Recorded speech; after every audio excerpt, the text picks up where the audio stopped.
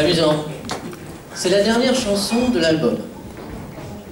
Si vous vous souvenez, je vous ai dit, la première chanson démarre par un cri. La dernière chanson finit par un sourire. Et c'est vrai que c'est une belle chanson positive. La musique, vous le savez, elle n'est pas vraiment de Michael, elle est... Charlie Chaplin. Oui. Michael était un grand admirateur de Charlie Chaplin.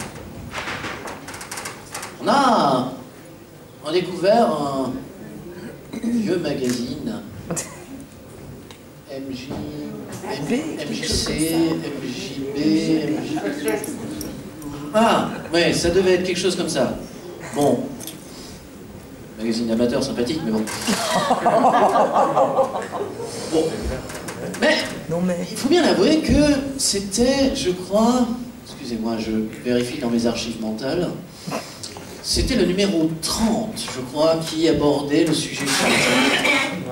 Très très beau sujet. Je vous avoue que j'ai lu cet article avec passion. Et c'est vrai qu'il y avait quelque chose de fort dans cette admiration entre Michael et Charlie Chaplin. Vous avez vu les photos. Vous connaissez la couverture de ce single, Smile. Un single d'ailleurs qui n'a pas vraiment été un vrai single. Les collectionneurs en savent quelque chose. Normalement, Smile devait être le dernier single d'History. Et puis, l'histoire a voulu qu'il n'en soit pas ainsi. Michael n'a pas fait la performance de Vedantas qu'il devait faire, fatigué, sans doute. Et le single a été annulé.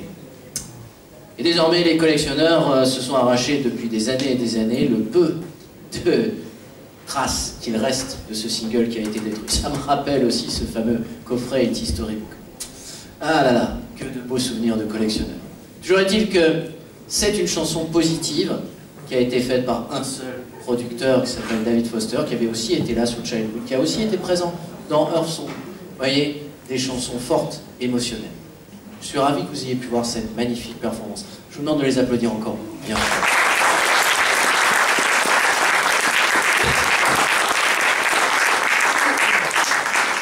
C'est avec un grand plaisir non dissimulé que je m'apprête à les rejoindre et à vous laisser regarder une autre de leurs performances.